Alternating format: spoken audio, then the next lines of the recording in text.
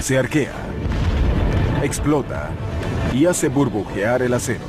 Se utiliza para hacer el 50% de todos los productos y hace posible construir rascacielos. Por fricción o por medio de robots, incluso bajo el agua. Es una herramienta imprescindible para el mundo. A continuación, la soldadura en maravillas modernas.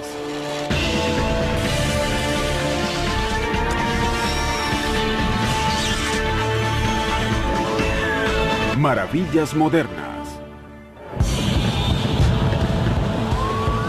Las Vegas, Nevada. Quizás aquí, como en ninguna otra parte del mundo, lo antiguo se derrumba de una manera tan espectacular.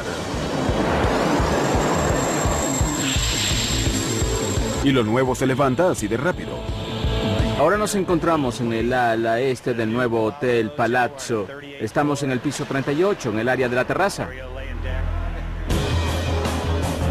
El Hotel Palazzo será el eje central del más grande complejo turístico, hotel y casino del mundo.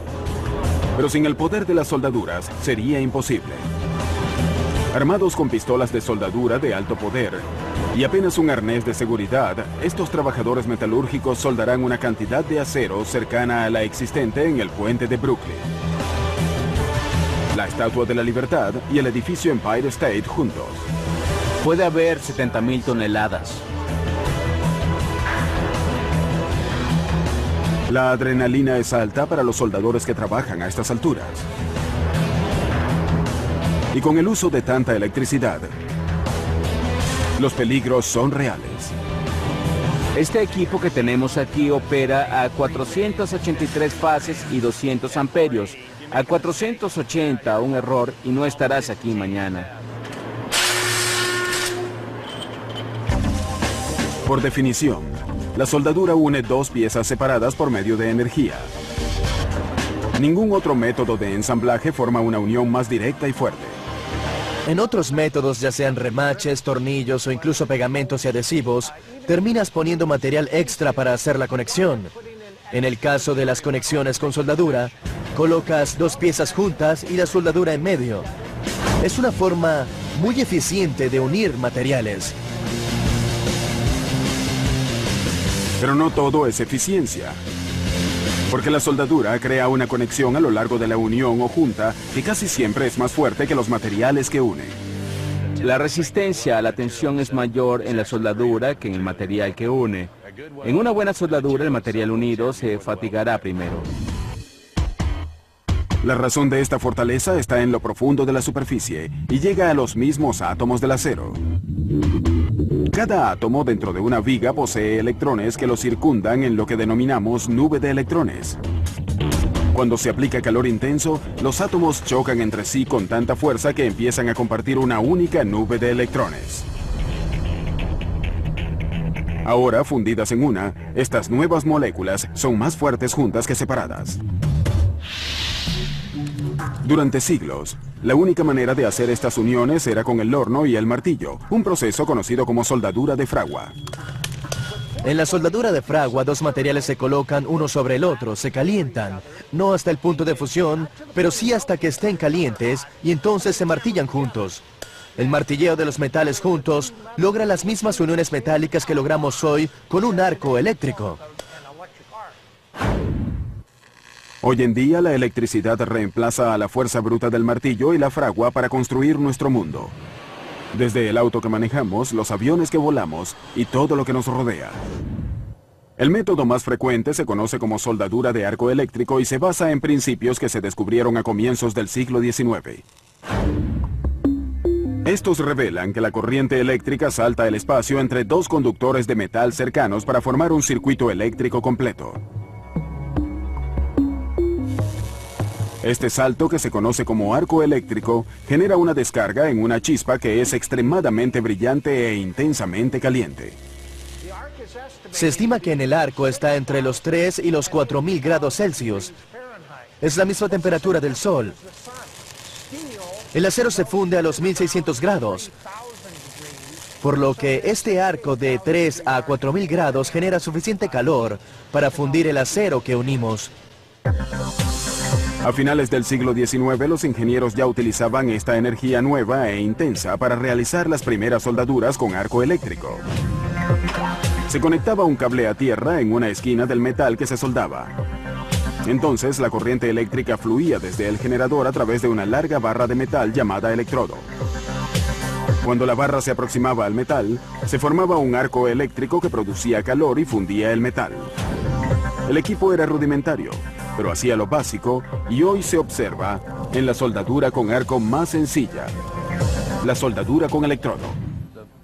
Para el proceso se utiliza un soporte de electrodo conectado por un cable a la máquina que genera la corriente para soldar. Se coloca el lado descubierto del electrodo en el soporte para tener el contacto eléctrico. La corriente fluye hacia abajo, hacia el otro extremo.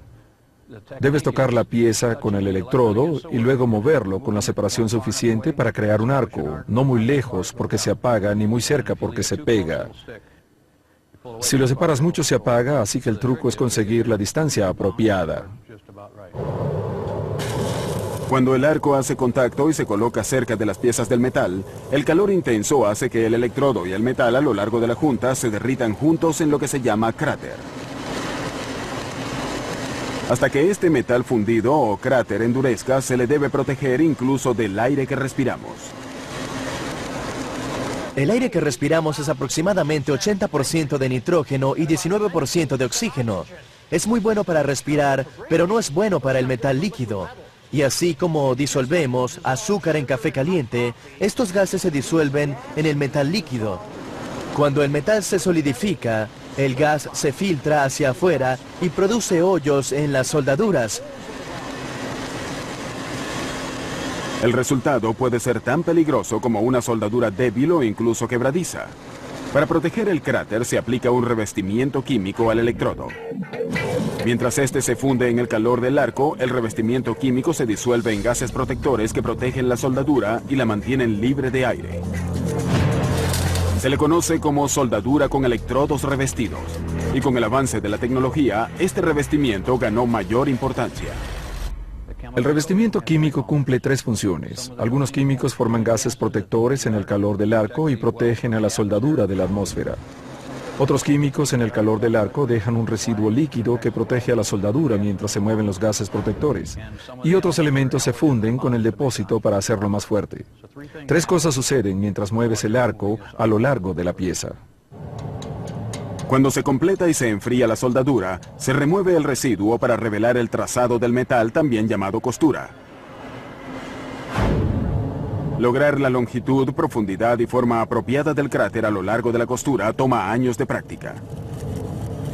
Hay muchas variables al soldar. Son pocas las veces que los materiales soldados son iguales. Siempre combinan los metales, los grosores, el ambiente donde te encuentras o las condiciones en las que se usará el metal. Son tantas variables que tienes que conocer muchos aspectos diferentes sobre procesos para soldar. Otro elemento importante es la seguridad, y esta empieza con el casco de soldar. Igual que ver directo al sol daña la vista, lo mismo sucede con el arco eléctrico. Por lo tanto, la protección es vital. Al inicio está oscuro, no puedes ver nada, pero rápidamente te acostumbras.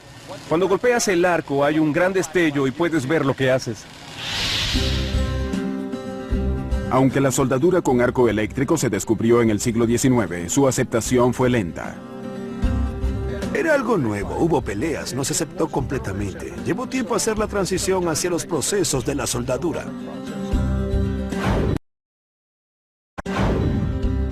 Ninguna compañía influyó tanto en los cambios como la Lincoln Electric de Cleveland, Ohio. Hoy, Lincoln Electric es el mayor fabricante de equipos e insumos de soldadura del mundo. Este éxito se arraiga en el compromiso de la Lincoln en probar la viabilidad de las soldaduras y enfrentar a los constantes escépticos. Y al inicio, ninguna industria más escéptica que la más grande de todas, la de la construcción de edificios, donde los remaches dominaban ya en la década de los 40.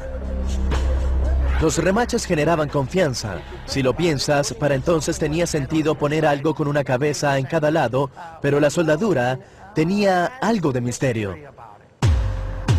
Pero remachar también era un trabajo muy difícil. Requería de fabricantes que hicieran hoyos en las vigas de acero y de trabajadores que alinearan esos hoyos con su contraparte exacta. Los remaches se calentaban en un horno central y se arrojaban a las juntas indicadas. Los calentaba y una vez calientes los arrojaba a la persona que se encontraba en el punto esperando el primer remache. Tenías un lanzador y un receptor con un juego de pinzas que deslizaba por el hoyo y tenías un chico que se apoyaba en el remache y el remachador que redondeaba la cabeza del remache en el otro lado. Es significativo cómo los remaches limitaron las opciones de diseño para arquitectos e ingenieros. Se hicieron muchos y bellos trabajos con remaches, pero básicamente construyes una caja con el diseño del interior de la caja. Solo puedes poner hoyos en las juntas. En 1928, Lincoln Electric se unió con una firma de arquitectos locales para erigir el primer edificio comercial que construirían con acero soldado. En el Upper Carnegie Building, la típica y compleja red de acero remachado se reemplazó con una serie de vigas continuas soldadas que iban a todo lo largo y alto del edificio. No solo la soldadura liberó espacio, sino que esta serie de vigas continuas soportaba mayores pesos y tensión que sus contrapartes remachadas. Las conexiones siempre son la parte más débil de una estructura. Unir cosas siempre es un reto, pero la soldadura cambió todo eso. Y literalmente, si uno conseguía el material con la configuración deseada, había alguna forma de unirlo con soldadura. Hoy los rascacielos tienen muchas formas y tamaños en buena parte porque se pueden fabricar con vigas continuas y soldar en curvas y ángulos inusuales.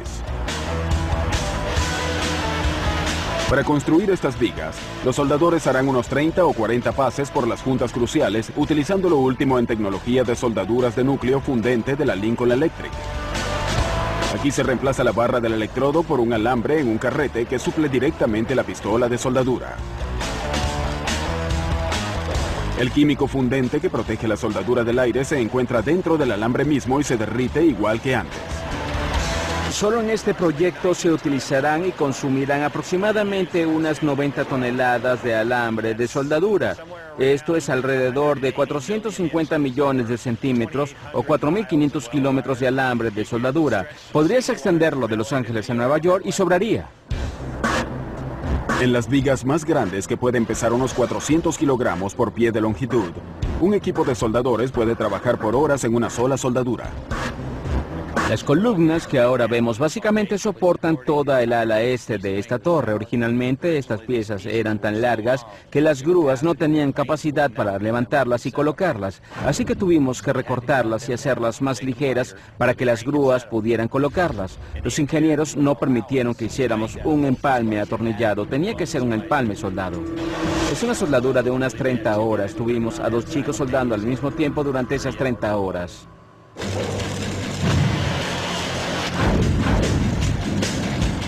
La soldadura permitió a los arquitectos e ingenieros soñar en grande y hacer puentes inmensos y rascacielos más altos, y les permitió hacerlo de una forma segura y confiable. Pero al final, esos grandes sueños son sólidos gracias a los trabajadores que logran soldarlos. No somos presidentes ni tenemos monumentos, pero cuando miras el horizonte notas que los soldadores cambiaron su aspecto. Pero los arcos eléctricos no son la única forma de hacer soldaduras. De hecho, algunas son una verdadera explosión.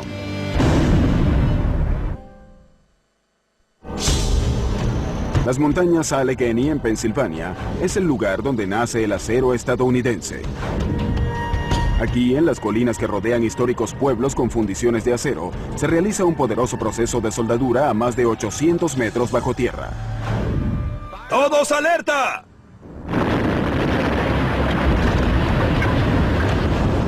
Se denomina soldadura por explosión. Y con una fuerza de millones de kilogramos por centímetro cuadrado, logra lo que no pueden hacer otras soldaduras: unir diferentes metales sin importar su tipo o composición.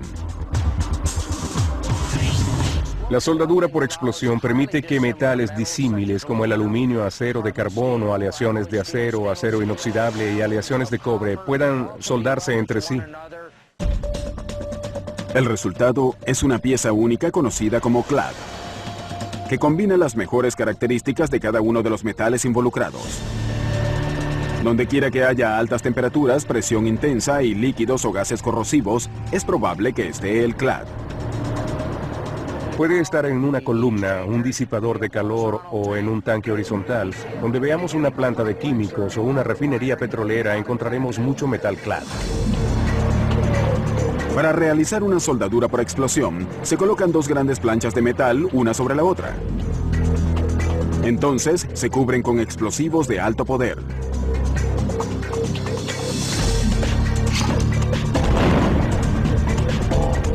Cuando se detonan, la fuerza descendiente de la explosión une las dos piezas mediante una combinación de fuerza intensa y leyes físicas. Lo que vemos aquí es muy claro. Tenemos dos materiales diferentes. El acero inoxidable es de un gris más oscuro y el más claro es el material de acero de carbono. La detonación empezó en este punto. Pueden ver la marca del detonador. Eso inicia la explosión y esta se desplaza a lo largo de toda la superficie superior de la plancha y las comprime juntas.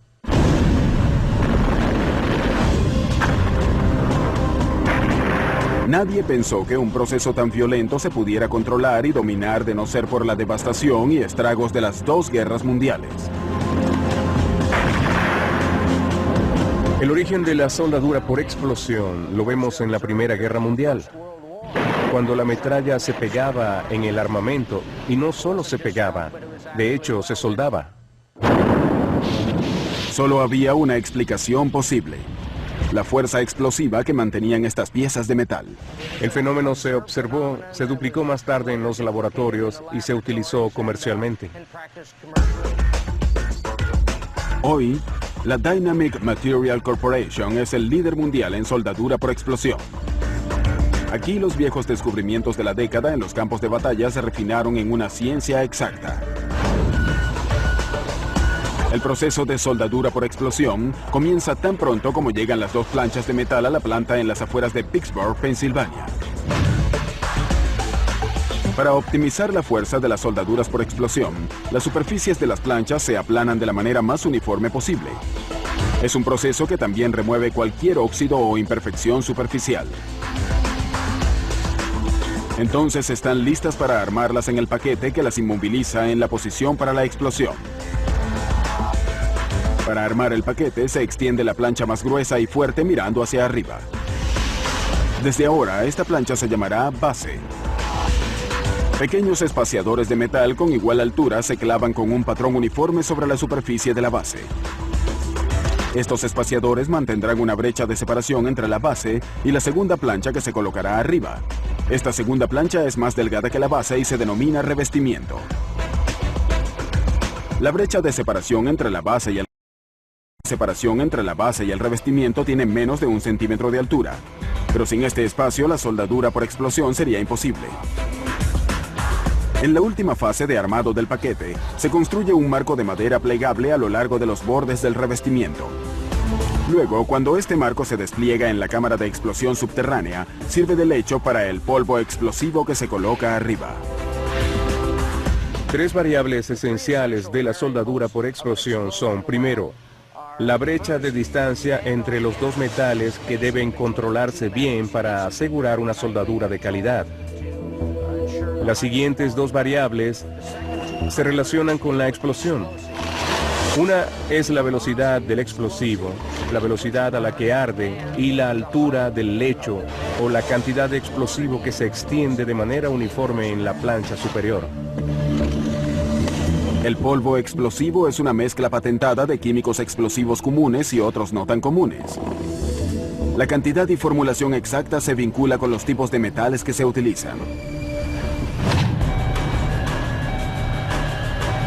Una vez que el paquete está listo, todos abandonan la cámara excepto el experto en explosivos que permanece para conectar el detonador. Él será el último en abandonar la cámara. Luego de pasar revista a todo el personal, el experto en explosivos conecta el botón de ignición a los cables del detonador y ejecuta la explosión. ¡Todos alerta!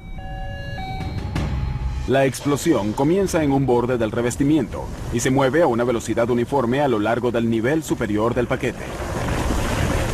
Este frente explosivo desplaza hacia abajo al revestimiento en dirección de la base en el pequeño ángulo de colisión que forma la brecha de separación. Adelante del punto de colisión se expulsa el aire por la brecha de separación a una gran velocidad. Todos los óxidos e impurezas se expulsan, haciendo que las superficies de las planchas sean puras e ideales para la soldadura. Al colisionar la base y el revestimiento, se forma la soldadura casi instantáneamente a lo largo de la superficie de la plancha. Debido a la densidad del polvo que produce la explosión, los trabajadores solo podrán recuperar la nueva plancha clad después de 18 horas. No sorprende que el poder de la explosión pueda causar deformaciones significativas en la nueva plancha clad. Por lo tanto, hasta su regreso a la planta, la plancha clad pasará por una serie de correcciones.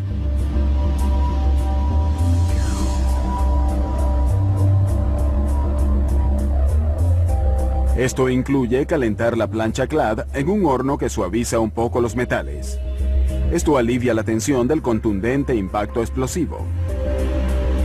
Cualquier arqueamiento o deformación se aplana, ya sea con una prensa de 1.000.000 de kilogramos o en las planchas clad más delgadas con una serie de rodillos o niveladores. Finalmente, antes de enviar el material, se realizan pruebas exigentes para asegurar que existe una soldadura sólida entre las dos planchas. Se hacen muchas pruebas porque generalmente estos metales irán a tanques de alta presión. Allí los intereses son extremadamente altos si hubiera alguna falla. Por lo tanto, los dueños de grandes plantas, fabricantes de químicos y refinerías petroleras se preocupan en extremo que los materiales sean los que ordenaron y especificaron. En realidad no puede haber errores. Cuando es seguro que el material cumple con las especificaciones, entonces está listo para enviarlo al cliente. Pero la soldadura por explosión no es el único negocio de riesgo, y puede parecer muy dócil comparada con las soldaduras que se realizan a 100 metros bajo la superficie del océano.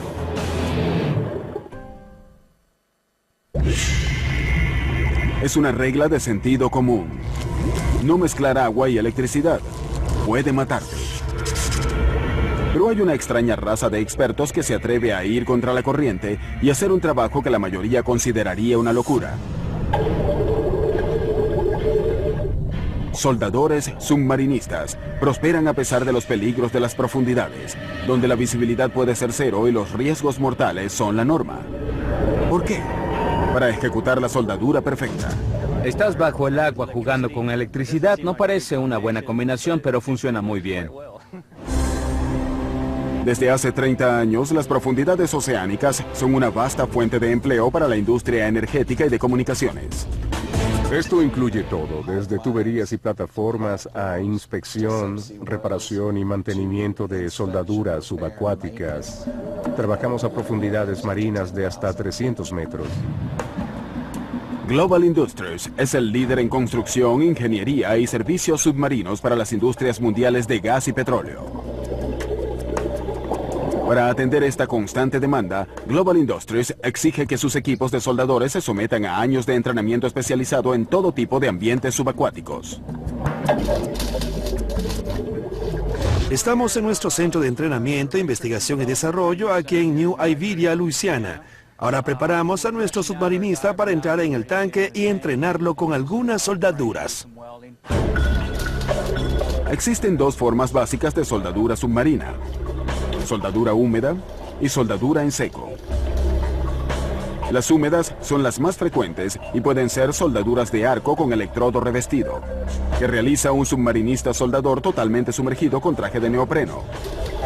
El electrodo es a prueba de agua y se inserta en un portaelectrodo revestido de goma y cargado con electricidad.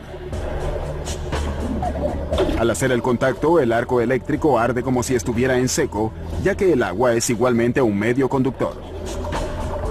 Asimismo, el recubrimiento exclusivo a prueba de agua del electrodo protege la soldadura de la contaminación por agua. Y por si se lo preguntan, los guantes de goma son lo único que protege al submarinista soldador de una descarga eléctrica. Si tienes un orificio en el guante, al sujetar el portaelectrodo conectado, recibes una buena descarga que sientes hasta en los dientes. Afortunadamente, las posibilidades de una descarga eléctrica fatal son pocas, ya que el equipo de soldadura funciona con corriente continua, mucho menos peligrosa que la corriente alterna que existe en los hogares. Verifico recepción. Para que un submarinista soldador pueda vestirse por completo, dos compañeros deben ayudarle a revisar y probar cada pieza del equipo, incluyendo el casco. El casco no solo provee el aire que respira, también sirve de visor para soldar, protegiendo sus ojos de la intensa luz del arco. Aquí tenemos la pestaña con el visor que el submarinista baja cuando está listo para empezar a soldar. Debe levantarlo cuando termine de soldar para ver lo que está haciendo. Cuando el submarinista está vestido, entra al agua con cuidado y se dirige al fondo del tanque. Desde el momento en que se pone el casco, el submarinista soldador está en constante comunicación con la sala de control vía audio y video. Verificando, 1, 2, 3. ¿Cómo me escuchas, John? 4, 5, 6, fuerte y claro. Preparen la soldadura. Entendido. El principiante no solo debe aprender a golpear y mantener el arco, sino que debe ser capaz de conectar y reponer todo su equipo, incluyendo el electrodo.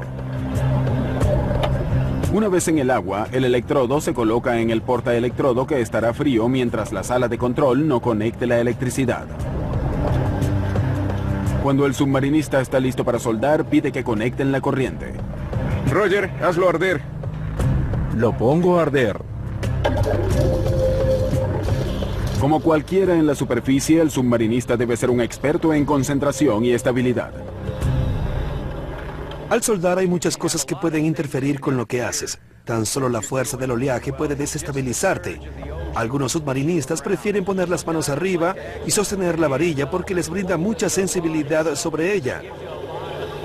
Si solo la sostienes atrás, a esta distancia del punto, no tienes la sensibilidad que necesitas.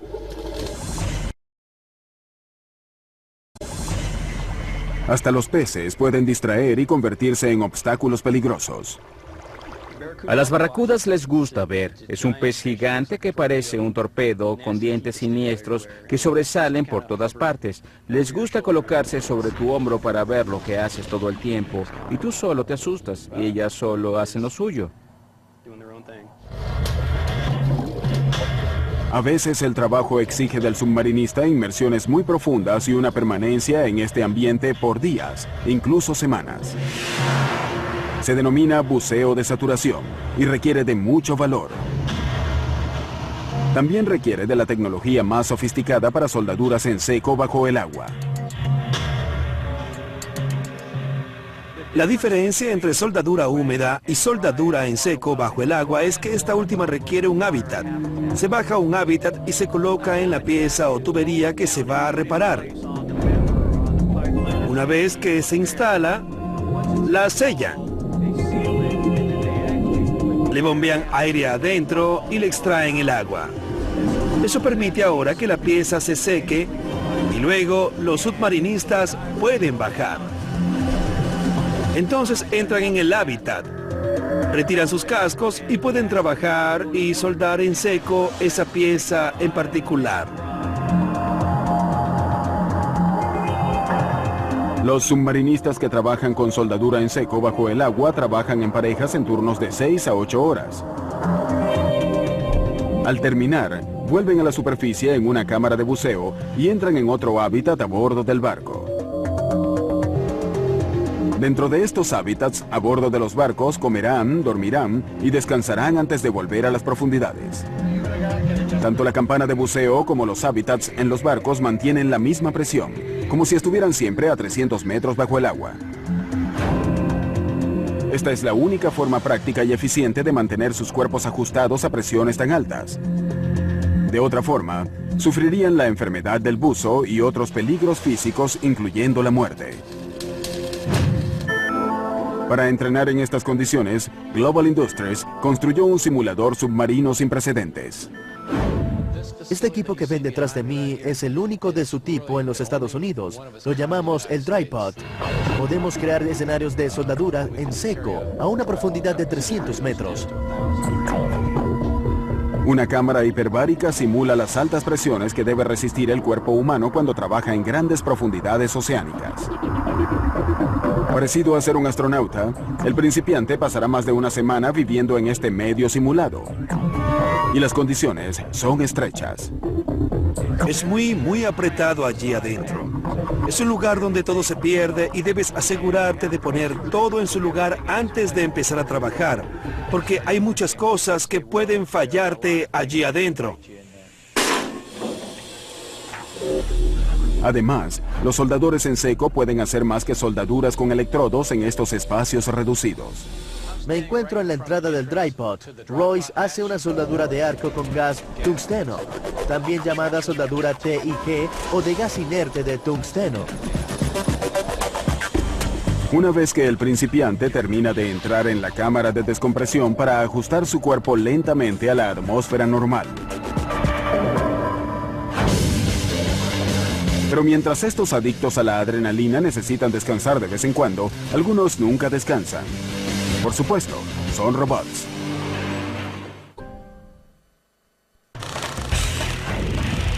Las soldaduras son el cuerpo y alma del ensamblaje de vehículos. Y para los mayores constructores de automóviles como General Motors, ningún proceso es más vital y automatizado. Cuando empecé en General Motors, no había robots en el taller donde trabajaba. 2 años más tarde había 40. En el taller donde ahora nos encontramos hay unos 1.200 robots. Un tercio de ellos, unos 480, son robots soldadores. Aquí en la planta ensambladora de Lake Orion de General Motors, más de 16,000 autos salen de las líneas cada mes. Cuando se ensamblen por completo, cada auto tendrá miles de soldaduras. En la estructura que vemos aquí hay aproximadamente unas 3.800 soldaduras. Cuando venga la estructura externa tendrá unas 1.200 más, para un total aproximado de 5.000 soldaduras en todo el vehículo. Casi todas esas soldaduras las realizan sistemas robóticos, que cargan, posicionan y logran soldar unas 240 partes.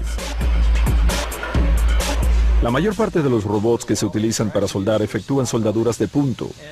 Quizá el 60% de los robots soldadores en las fábricas hacen soldaduras de punto. A diferencia de la soldadura con arco, la soldadura de punto no deja residuos ni se diseñó para piezas de acero pesado como las vigas. En cambio, la soldadura de punto une láminas metálicas delgadas como las puertas y el capó de los autos. La energía se concentra en un punto único, donde 2 electrodos hacen contacto directo con las láminas metálicas que se unen. Los electrodos se hacen de cobre porque tienen baja resistencia eléctrica y alta conductividad térmica. Esto significa que pueden despachar una buena carga. Esta unidad es un sistema neumático de soldadura de punto. Tiene un transformador de 75 kVA aquí atrás. Los electrodos aquí arriba se enfrían con agua. El sistema funciona con unos 10 o 12.000 amperios que pasan a través de los electrodos, pero pueden pasar 40 o 50.000 amperios por los electrodos. Si observamos que cualquier empresa opera con menos de 200 amperes, vemos que es mucha electricidad. Pero no es el único factor en una soldadura confiable. Se necesita presión. Cuando los 2 electrodos se juntan, pellizcan las 2 láminas de metal en el punto y producen una pequeña hendidura en ambas. Entonces la corriente eléctrica empieza a pasar de un electrodo a otro a través de este punto en la lámina. Al suceder esto, la corriente que fluía fácilmente a través del cobre ahora encuentra resistencia en las piezas de metal menos conductivo. Esta resistencia genera calor, lo que produce una bolsa de metal fundido. Al enfriarse y fusionarse esta bolsa fundida, se unen las 2 láminas de metal. Entonces los electrodos sueltan el punto de contacto y se mueven. Un robot puede hacer una serie de puntos de soldadura en poco tiempo. Para un hombre sería una tarea más difícil. Una típica pistola de soldadura puede pesar entre 45 y 90 kilogramos. Requiere de mucho esfuerzo físico moverlas. Por eso un robot diseñado para manejar esa cantidad de peso es un mecanismo ideal porque puede manejar la pistola de soldadura de punto y ponerla en el mismo lugar todo el tiempo. El número de soldaduras de punto para ensamblar un auto es determinante. Y los robots son una solución increíblemente práctica para los fabricantes. Hoy como nunca, los recientes avances tecnológicos permiten a los robots extenderse más, trabajar más cerca entre sí y realizar una variedad más grande de soldaduras. El robot puede soldar a la misma velocidad que un hombre. La ventaja es que el robot siempre está soldando. Un hombre al soldar debe levantar el visor y ajustar la pieza. Luego volver a bajar el visor y volver a soldar. El robot solo va a soldar, soldar, soldar. Podría pasar un 85% del tiempo soldando frente a un 20% de la soldadura manual. Le tomó unas 3 horas a un hombre hacer este producto en particular. Ahora que el robot lo hace, básicamente se toma media hora soldar toda la pieza.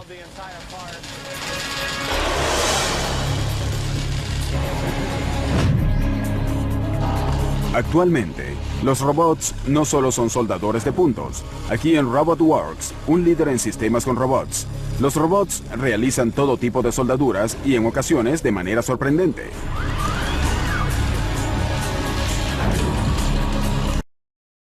Operativa de 70 a 100 centímetros de soldadura por minuto. Es un sistema único que presenta 2 tecnologías integradas, una llamada Touch Sensing y la otra llamada Sim Tracking. Touch Sensing permite al robot encontrar la costura. Cuando baja, detecta que tocó la pieza en un punto específico, recoge y guarda los datos de posición.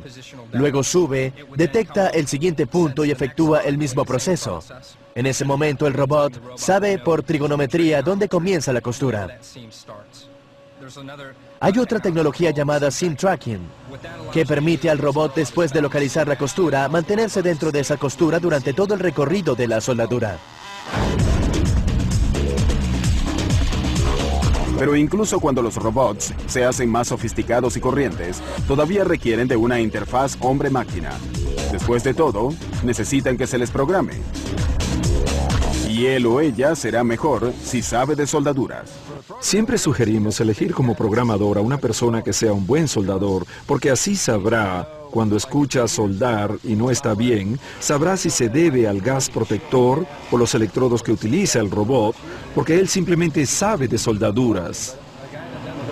Una persona que no sabe de soldaduras puede pensar que se deba al controlador del robot o algo relacionado con el robot. Alguien que entiende los procesos es el mejor operador programador de un robot. ¿Creen que estos robots son innovadores? Pues entonces verán, o deberíamos decir, escucharán algo nuevo.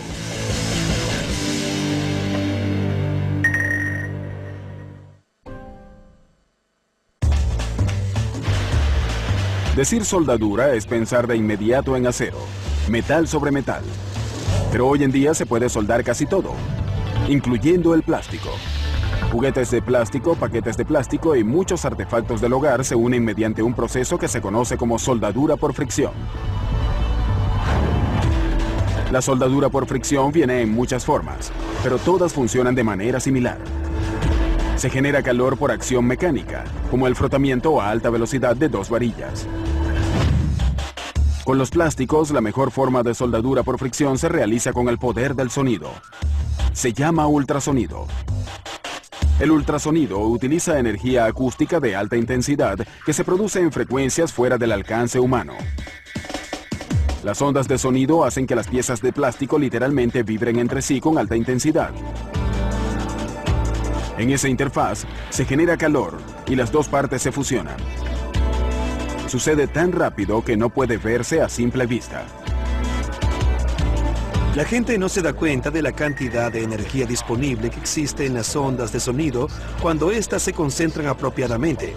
Estos materiales vibran en muchos casos 20.000 veces por segundo o 40.000 veces por segundo. El calor por la fricción es tan intenso que el plástico se funde en fracciones de segundos.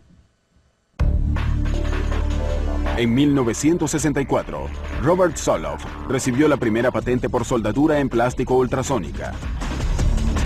Hoy, su compañía Sonic Sun Materials construye la tecnología para soldar todo desde tubos de pasta dental hasta cafeteras o simples juguetes. En su oficina central en Newton, Connecticut, fabrican equipos de soldadura con ultrasonido bajo especificaciones precisas. De otra forma, la soldadura no sería perfecta.